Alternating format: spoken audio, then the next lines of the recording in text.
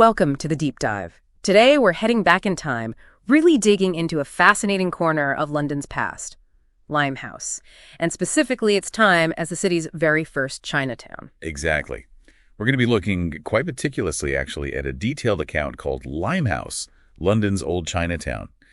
The idea is to really unpack the complex history of this unique place, from its earliest links with China right through to how it eventually changed. And Limehouse itself, it wasn't some sort of blank canvas, was it? I mean, even before Chinese communities arrived, it was a really vital part of London. Thinking 18th century, the Thames just buzzing with ships, goods coming in from everywhere, a proper cosmopolitan hub. Absolutely. Its location right there on the river made it a kind of natural gateway. So we'll be tracing how those first Chinese migrants came to be there, how their community sort of gradually formed, the specific streets and feel of the place, and crucially, how the way people saw them shifted over time and what ultimately led to its reshaping. Okay, so our mission today is to get under the skin of it all, to appreciate the detailed, often overlooked story of Limehouse and the people who made it their home. Right, let's dive in. Where does this account really kick things off? Well, our detailed history starts way back, late 18th century. We're talking the 1780s. And the British East India Company is absolutely central to this initial connection. Their ships, piled high with tea, ceramics, silk. They docked regularly in Limehouse, and with them, Chinese sailors. So Limehouse wasn't just any port, it was really the main point of contact with the East then. Makes sense given the East India Company's influence. Were there other places Chinese sailors might have landed, or was Limehouse pretty much it? Why there? Well, there were other docks along the Thames, of course, but Limehouse had the infrastructure, that direct link to the company's massive operations, that made it the most logical entry point for these early sailors coming from China. And, the fact it was already quite cosmopolitan probably made it feel a bit less alien than maybe other more uniform parts of London. We even have a rare personal look. Oh, brilliant. What's that? Our source mentions an account from a Chinese sailor, Shi Qinggao, writing in the late 1780s or maybe early 1790s. He apparently noted London's incredible wealth, the grand buildings, and also maybe reflecting life at sea, the easy availability of prostitutes. Huh. That definitely gives you a vivid picture, even if it's just one angle. But these were mostly sailors just passing through, right? Not settling down yet. When did we start seeing a more permanent residential community actually forming in Limehouse? You're right. Those early arrivals were more transient. A stable Chinese community, that really starts to take shape much later. Think roughly mid-19th century, say 1860, through to about 1945. That's the period when Limehouse becomes home to Chinese people, both permanent residents and those just passing through. And the kind of center of gravity for this growing community was Limehouse Causeway, wasn't it? Right near the West India docks, which must have been key. Precisely. And it's really important to remember the context here. Limehouse wasn't empty. It already had this long history of different immigrant groups settling there for centuries, actually. Since the 1500s, you had various ethnic communities living alongside the English working class. So the Chinese community arriving was like adding another layer to an already pretty diverse mix. It wasn't starting from scratch. Right, so it was fitting into an existing varied neighborhood rather than creating something totally new. Exactly. And it's really after 1900, turn of the 20th century, that we see a more noticeable influx, Chinese men, women, and children arriving, which leads to a much more visible, established community there in Limehouse. Now, if we could sort of imagine walking through Limehouse back then, what would the streets have looked like? What were the main roads, the key spots? Our account really details the key places. The original heart was Limehouse Causeway. Then you had Pennyfields, Ming Street, that later became King Street, interestingly, and also the really major roads like Commercial Road and West India Dock Road. It's fascinating how those names themselves tell a story, isn't it? Yeah. West India Dock Road clearly points to all that maritime trade that defined the area. It really does. And even how these roads developed physically affected the community. Before Commercial Road was built, back in 1802, getting around was trickier, mostly via narrow lanes and the route through Limehouse Causeway and Pennyfields towards Poplar and Blackwall. Building Commercial Road really opened things up, changed the flow. And Pennyfields.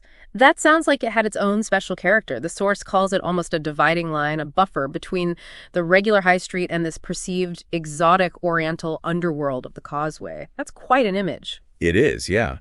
Pennyfields had cheaper housing, lots of different shops. It occupied this interesting middle ground, almost physically showing how these different societies were living side by side in the late 19th, early 20th centuries. And by 1914, it had really become the main drag, the center of Chinatown in the East End. Such a shame it was all torn down in the 60s for housing projects. So as this Chinese community in Limehouse was growing, where did it spread out to, geographically speaking? The main expansion was definitely eastward. Starting from around Limehouse Causeway, it pushed into Pennyfields, particularly from the 1880s onwards. And what's really interesting, our source suggests there were almost two separate sub-communities developing, maybe reflecting different waves of migration or different economic roles. Oh, that is interesting. Tell me more about that separation.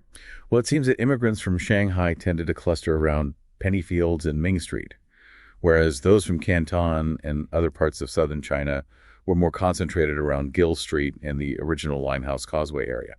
That kind of internal grouping happens a lot in migrant communities, doesn't it? And what about the businesses? What sprang up to serve both the residents and all those sailors coming through? Right, the area really became a hub, especially for the huge numbers of Lascar, Chinese, and Japanese sailors using the Port of London.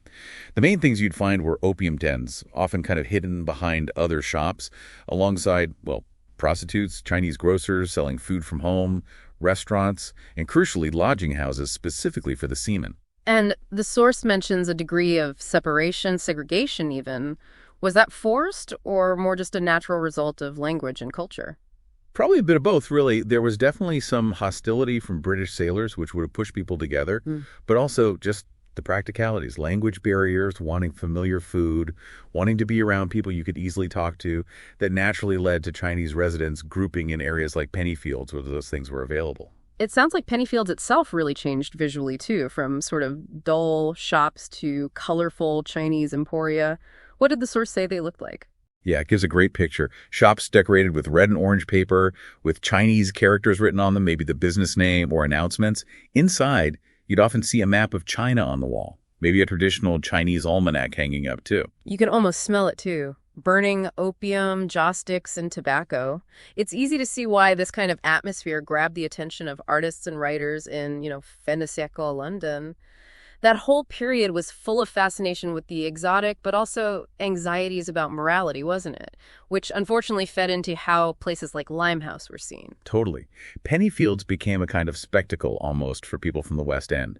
From the 1890s right through to the 1930s, you had people making these nighttime trips east, drawn by this idea of an exotic, maybe slightly dangerous underworld they'd read about or heard rumors of. But the day-to-day reality was probably much less dramatic than the sensational stories, right? The source sort of hints the legend was always more exciting than the actual Pennyfields. Still, it clearly had a unique vibe. Oh, definitely. As the source puts it, in the darkness of Pennyfields, dark-faced men are passing. Over the restaurants and shops are Chinese names. It was clearly a different world compared to the rest of Poplar right next door. Okay, so moving beyond the shops and the opium dens, what does our detailed history tell us about everyday life for the people actually living in Limehouse's Chinatown in the early 20th century?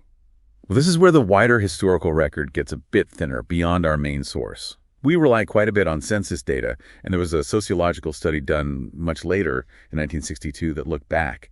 What we know is that in the 1910s, 1920s, most immigrants were young men, primarily sailors, dock workers. Others worked in laundries, ran shops, or worked in the restaurants that were starting to pop up. And contrary to those later lurid stories, very few were actually involved in running gambling dens or opium houses. That keeps coming up, doesn't it? The gap between the sensational image and the perhaps more mundane reality. What about families? Were these men mostly on their own, or did families start to form? Well, as men got more settled, it became common for them to send money back to China for their wives and families to join them. And interestingly, our detailed account also points out it wasn't that uncommon for Chinese men to marry local working-class English women. That's a really important detail, often missed in the bigger picture narratives. What did people do for fun? How did they socialize? Recreation seems pretty low-key, actually. Some small-stakes gambling happened, yeah, and some occasional opium smoking. Mostly they gathered informally, shared news from home, read newspapers sent from China. There wasn't a local Chinese paper then. There were also more formal groups like trade clubs and even a Chinese Masonic hall, which apparently supported the 1911 revolution back in China. Do we know much else about what those trade clubs did, besides the Masonic Hall's political support? And the children. What was life like for kids growing up in London's first Chinatown? Our source mentions the school, actually. A philanthropic group set up a Chinese school in 1935. It had just one teacher, taught in Cantonese. But sadly, the teacher was deported in 1939, apparently based on unfounded accusations, and the school shut down, which must have been a real blow to the community.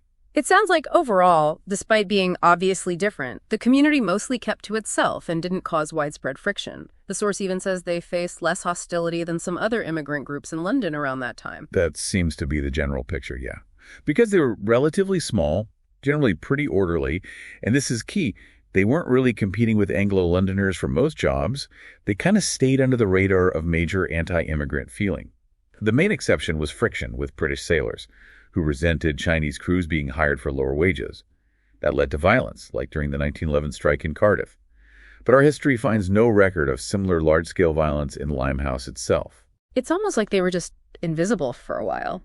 Didn't Walter Besant basically dismiss them before World War I? Compared them unfavorably to New York's Chinatown, called them unimportant? That really shows the initial indifference, doesn't it? Mm-hmm. Our source highlights research suggesting that before the First World War, attitudes were mostly just lack of attention. Maybe even a degree of acceptance, despite some low-level worries about gambling or opium. Even the marriages between Chinese men and English women didn't seem to cause a big public fuss back then. There's that fascinating story in the source about the police getting involved because of a local headmistress making accusations. What happened there? Right, she claimed Chinese men were corrupting teenage girls somehow. But the police inspector who actually looked into it, he concluded that, actually, Chinese men who got involved with English girls usually married them and treated them well. There was even a writer, E.V. Lucas, who observed these couples were seen as among the best citizens of the East End and the kindest husbands. Wow. It's incredible how that positive or at least neutral view shifts so drastically later. What was the tipping point? When did this fairly unnoticed community suddenly become Chinatown in people's minds, often negatively? The change really seems to gather pace around 1911. Suddenly, this community in Limehouse and Poplar, which hadn't attracted much attention, gets noticed. And by 1914, you see more Chinese restaurants, more shops opening area. They're just more visible. And World War I seems like a massive catalyst in shifting how people saw them, especially after 1915 or so. Oh, absolutely. Wartime restrictions pushed nightlife underground. And then you start getting these escalating rumors about cocaine use, particularly among young women hanging out in these underground spots. Fears got amplified by stories of prostitutes using cocaine and this anxiety that it might spread to soldiers in London. And back then, cocaine and opium weren't even illegal to possess, which must have just added to the feeling of unease, the moral panic. Exactly. You had no real laws to deal with drug use, plus increasingly sensationalist newspaper reports. It created this climate of genuine fear. And then, bam, July 1916, under the Defense of the Realm Act, possessing cocaine and opium becomes illegal. It's amazing how quickly a community that was barely noticed becomes a focus of fear. It just shows how anxieties, especially in unstable times like war, can get latched on to marginalized groups, whether it reflects reality or not. And even though our source stresses how generally peaceful and law-abiding the Limehouse Chinese community was, this is the period where they get increasingly linked with crime and vice in the public imagination. It's a horrible irony, isn't it? Despite the reality, these fears of criminality, of moral danger, just became fused with the idea of Limehouse. Newspapers, magazines, they started running these really scandalous articles, lurid headlines about shadowy opium dens, mythical white slave traders. And fiction writers had a huge part to play in cementing that negative, often racist image, didn't they? The source specifically calls out Sax Rohmer and Thomas Burke. Hugely influential, yeah. For both Rohmer and Burke, Limehouse became this sort of imagined dark underworld full of exotic, dangerous mystery. Rohmer with his massive Fu Manchu hits starting in 1912, and novels like The Yellow Clawed Dope, he really created this lasting image of a sinister Chinese presence lurking in London.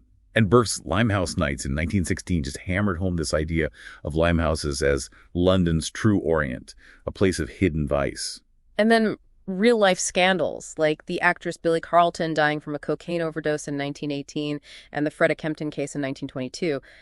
The media jumped on those, didn't they? Reinforcing the stereotypes, especially focusing on white women and yellow men. Exactly. Those tragedies were completely sensationalized by the press. They tapped right into these deep-seated fears about race, sex, drugs. The whole narrative became about the supposed danger of sexual contact between Chinese men and white women, wrongly tied to drug use. Some of the headlines from the time, white girls hypnotized by yellow men, they're just shocking, really show the racist climate. Even when they deported Brilliant Chang, the so-called dope king, in the mid-20s, that didn't really undo the damage to Limehouse's reputation, did it? No, not really. The core themes of that moral panic, the story of young women making bad choices, mixing with men of color, those ideas stuck around. They shaped how people saw both drug use and the Limehouse community for years afterwards. Even later descriptions like H.V. Morton's in 1926, which maybe tried to be more atmospheric, still talked about the vicious splendor and hidden secrets, keeping that sense of mystery and danger alive. And roughly how big did this first Chinatown get before things started to unravel? By 1939, right on the brink of World War II, the population of Limehouse, Chinatown was estimated at around 5,000 people. A lot of those are sailors, though. So after growing, then facing this really dramatic, often unfair shift in how people saw them, what finally led to the end of the specific community in Limehouse? The Blitz in 1940. That was just devastating. The bombing raids on London forced loads of residents to just flee Limehouse, looking for safety elsewhere. And the area itself was really badly damaged. It just made it impossible for the community to stay together there. So the war's physical destruction was a huge factor. Did many people come back to Limehouse afterwards? A few did, yes. A small number of residents returned to Limehouse and Pennyfields after the war. But their numbers just kept shrinking. By the early 1960s, the original heart of Chinatown was pretty much empty. Then in 1963, most of the buildings left were just knocked down for redevelopment, replaced with council housing. It basically wiped away the physical traces of that first Chinatown. The area went into a bit of a decline then, until gentrification started picking up in the 70s. So London's first Chinatown effectively disappeared from its original spot. But the story of London's Chinese community obviously didn't stop there. No, absolutely not. London's Chinatown essentially packed up and moved, relocating to Soho in the 1960s. Gerrard Street became the new center. And that area, which had its own somewhat shady past, has since become the really vibrant, popular Chinatown we know today. It really shows the resilience of the community, doesn't it? Even though their first home was lost, they managed to rebuild and create a new, successful cultural center somewhere else in the city. It really does.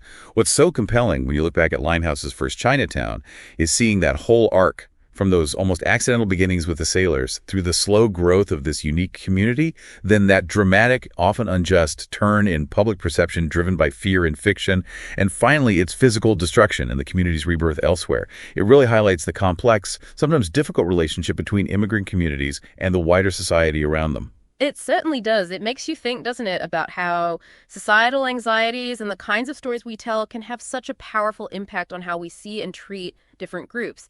And it raises a really important question for you, our listener. When you consider this detailed history of Limehouse, how might the echoes of those past perceptions, those experiences, resonate with how we talk about immigration and portray different communities today? Definitely something to ponder after this deep dive into Limehouse, London's first Chinatown.